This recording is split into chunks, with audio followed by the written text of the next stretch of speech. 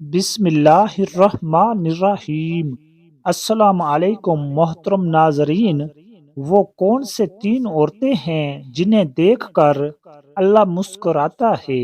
اللہ تعالیٰ ان تین عورتوں کو ان کے کون سے عمل کی وجہ سے پسند کرتا ہے؟ اور عورت کے اندر یہ تین خوبیاں اللہ پاک کو بہت ہی زیادہ پسند ہیں۔ ایک دفعہ جب حضرت عائشہ صدیقہ رضی اللہ تعالی عنہا سے پوچھا گیا کہ اے ام المومنین، عورتوں کی کون سی خوبیاں ہیں جو اللہ تعالیٰ کو بہت پسند ہیں، تو حضرت اما عائشہ صدیقہ رضی اللہ تعالی عنہا نے فرمایا، اے اسلام کے شہزادیوں، تمہاری تین خوبیاں اللہ تعالیٰ کو بہت ہی زیادہ پسند ہیں۔ جب پوچھا گیا کہ وہ کون سی تین خوبیاں ہیں تو آپ رضی اللہ تعالی عنہ نے فرمایا، پہلی خوبی پردہ ہے۔ پردہ کسی خاتون کی ایسی خوبی ہے جو اللہ تعالیٰ کو بہت ہی زیادہ پسند ہے۔ جب کوئی خاص خوبیاں اللہ کو بہت پسند ہوں تو پھر ظاہر ہے کہ وہ خوبیاں اپنانے والی عورتیں بھی اللہ کو بے حد پسند ہے۔ فرمایا گیا کہ اللہ کی پسندیدہ بندی بن جاؤ اور پردہ کو اپنا زیور سمجھو۔ محترم ناظرین، یہ دیکھا گیا ہے کہ آج کل کے عورتیں کہتی ہیں جی اصل پردہ تو دل کا ہے، بس انسان کا ذہن پاک ہونا چاہیے، صرف دماغ کا صاف ہونا ضروری ہے۔ تو میں کہتا ہوں کہ ذہن جتنا بھی صاف پاک ہو جائے لیکن سیدہ فاطمہ الزہرا رضی اللہ تعالی عنہا سے زیادہ پاک صاف نہیں ہو سکتا۔ پردے کا حکم سیدہ فاطمہ الزہرا رضی اللہ تعالی عنہ کو بھی دیا گیا تھا۔ جاہلیت قدیمہ کی طرح جاہلیت جدیدہ میں ایک بار پھر عورتوں کی عصمت اور ناموس پر خطرات کے بادل منڈلا رہے ہیں۔ ان کے عصمتوں سے کھلواڑ کرنے کی کوشش ہو رہی ہے۔ انہیں برہنہ اور نیم برہنہ کر کے سرے بازار رسوا کیا جا رہا ہے، اور ایک منصوبہ بند سازش کے تحت انہیں شمع خانہ کے بجائے چراغ محفل بنایا جا رہا ہے۔ کل تک علماء شراب نوشی، لباس و پوشاک اور رہن سہن کے مغربی ہونے کا شکوہ ہی کرتے رہے کہ اب برقع اور حجاب بھی جدت کی راہ پر چل پڑے ہیں۔ ہمارے ہاں یہ ایک رواج بن چکا ہے کہ اگر خدا نخواستہ کسی گھر میں کوئی فوتگی ہو جائے، کوئی عزیز رشتہ دار یا پھر کوئی قریبی فوت ہو جائے تو اس کی جدائی کا غم ہر چیز پر مسلط ہو جاتا ہے، حتیٰ کہ نماز پر بھی مسلط ہو جاتا ہے، پردے پر بھی مسلط ہو جاتا ہے۔ عورتوں کو اپنے پردے کا خیال نہیں رہتا، باپ بھائی بہن کو نماز کا خیال نہیں رہتا۔ محترم ناظرین، صحابہ کرام رضوان اللہ اجمعین کے دور میں جب کوئی فوتگی ہو جاتی تھی، ظاہر ہے کہ خاندان والوں کے لیے یہ ایک بہت ہی غمزدہ صورتحال ہوتی تھی، لیکن پھر بھی یہ غم خواتین کے پردے پر اثر نہیں ڈالتا تھا۔ اس دور میں فوتگی کے دن بھی عورتیں پردے کا خاص خیال رکھا کرتی تھی۔ ہر چیز پر غم مسلط ہو جاتا تھا مگر نماز پر مسلط نہیں ہوتا تھا۔ لوگوں کو پتہ ہوتا تھا کہ ابھی نماز کا وقت ہونے والا ہے، اٹھو اور نماز پڑھو، میت اکیلی پڑی رہے، کوئی پرواہ نہیں، لیکن وہ لوگ ہر حال میں نماز پڑھتے تھے۔ اسلام کی ایک مقدس شہزادی کا واقعہ ہے کہ اس کا ایک ہی بیٹا تھا اور وہ بھی اسلام و کفر کے معرکے میں شہید ہو گیا۔ اب یہ نیک خاتون حضور نبی کریم صلی اللہ علیہ وآلہ وسلم کے سامنے ایسے حاضر ہوئی کہ سر سے لے کر پیروں تک پورا وجود ہی پردے میں ڈھکا ہوا تھا۔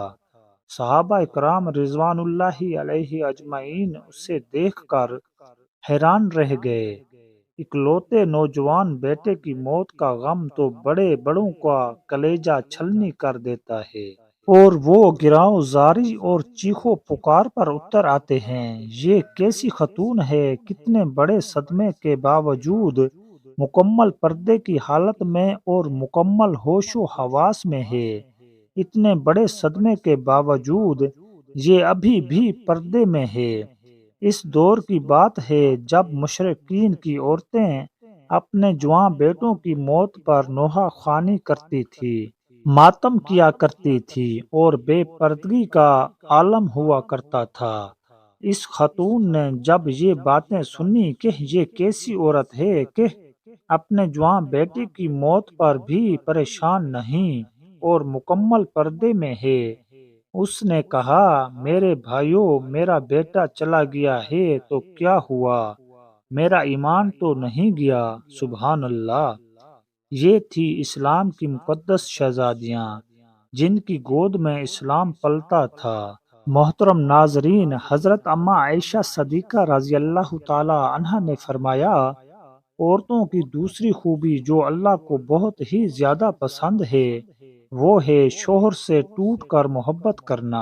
اب ایک عورت نکاح کے ذریعے سے اللہ اور اس کے رسول صلی اللہ علیہ وآلہ وسلم کی رضا کے لیے اپنا آپ ایک اجنبی مرد کے حوالے کر دیتی ہے جسے وہ جانتی تک نہیں، اس کی طبیعت کا پتہ نہیں، اس کے مزاج کا پتہ نہیں کہ وہ کس طرح کا انسان ہے، پھر بھی نکاح کے ذریعے سے وہ اپنے آپ کو اللہ اور اس کے رسول صلی اللہ علیہ وآلہ وسلم کی رضا اور خوشنودی کی خاطر ایک اجنبی مرد کے حوالے کر دیتی ہے، پھر اس شخص کی اولاد کو 9 ماہ تک اپنے پیٹ میں رکھتی ہے، طرح طرح کی اذیتیں سہتی ہے اور موت کی جیسی کیفیت سے گزر کر اس کی اولاد کو جنم دیتی ہے۔ پھر جب بچہ پیدا ہو جاتا ہے تو ایک ماں اپنی فکر بالکل ترک کر دیتی ہے، اپنا آپ بھول جاتی ہے اور اس بچے کے تربیت میں مصروف ہو جاتی ہے۔ یہی سوچ اس کے ذہن میں ہوتی ہے کہ جب یہ بچہ بڑا ہو کر اچھے خدمات سر انجام دے گا، کوئی یہ نہ کہے گا کہ اس کی ماں نے اس کی تربیت اچھی نہیں کی۔ لیکن پھر یوں ہوتا ہے کہ جب وہ بچہ بڑا ہو کر اچھے کام کرتا ہے اور اچھی خدمات سر انجام دیتا ہے تو سبھی اس کے باپ کی تعریف کرتے ہیں۔ وہ یہ نہیں کہتا کہ فلاں عورت نے، اس کی ماں نے اس کی اچھی تربیت کی ہے جس کی وجہ سے یہ بڑا انسان بنا ہے۔ تو کئی سال تک جب وہ ہمارے بچوں کی پرورش میں لگ جاتی ہے اور اپنا آپ بالکل بھول جاتی ہے تو اس کے چہرے پر جھریاں نمودار ہونے لگ جاتی ہیں۔ پھر ایسی عورت کو کئی شوہر یہ کہہ کر ٹھکرا دیتے ہیں کہ عورت مرد کے پاؤں کی جوتی ہوتی ہے، وہ جب چاہے جوتی کو تبدیل کر سکتا ہے۔ اللہ اکبر۔ ایک بزرگ اور ایک نیک انسان کی محفل میں لوگ بیٹھے ہوئے تھے، وہاں یہ بات چل رہی تھی کہ ایک مرد کہہ رہا تھا، کیا عورت مرد کی جوتی ہوتی ہے؟ مرد کو جہاں بھی اپنا مناسب سائز کی جوتی نظر آئے تو کیا وہ بدل لے؟ وہاں پر بیٹھے ایک شخص نے اس اللہ والے بزرگ انسان کے جانب رخ کیا اور ان سے دریافت کیا کہ حضرت، کیا یہ شخص ٹھیک کہہ رہا ہے؟ تو بزرگ فرمانے لگے کہ اپنی سوچ کے مطابق بالکل ٹھیک کہہ رہا ہے۔ عورت واقعہ مرد کے پیروں کی جوتی ہوتی ہے۔ جو خود کو پاؤں کی مانند سمجھتا ہے وہ اپنی بیوی کو پاؤں کی جوتی ہی سمجھتا ہے۔ لوگوں، یہی عورت سر کا تاج بھی ہو سکتی ہے، لیکن صرف اس مرد کے لیے جو خود کو بادشاہ کی مانند سمجھتا ہے۔ جب ایک عورت ایک ایسے شخص کے لیے اپنی زندگی قربان کر دیتی ہے جس کے وہ نکاح میں آ جاتی ہے، اس کی خدمت گزاری کرتی ہے، بچے پیدا کرتی ہے اور اس کے بچوں کی تربیت کے دوران اس کے چہرے پر جھریوں کے نشان نمودار ہو جاتے ہیں، لیکن مرد اس بات کو سمجھنے کی بجائے جب یہ دیکھتا ہے کہ یہ عورت پہلے کی طرح خوبصورت نہیں رہی تو وہ دوسری عورت کی جانب میل ہونے لگتا ہے اور اپنی بیوی کو چھوڑنے کے لیے تیار ہو جاتا ہے۔ تو ایسا مرد اپنی بیوی کی ہستی بستی زندگی میں زہر گھول کر رکھ دیتا ہے اور اسے کانٹوں کی بستر پر سونے پر مجبور کر دیتا ہے۔ خدارا اللہ کی رحمتوں کی قدر کیا کریں، وہ کسی بھی شکل میں ہوں، ماں، بہن، بیوی یا بیٹی، ان کو عزت دیا کریں۔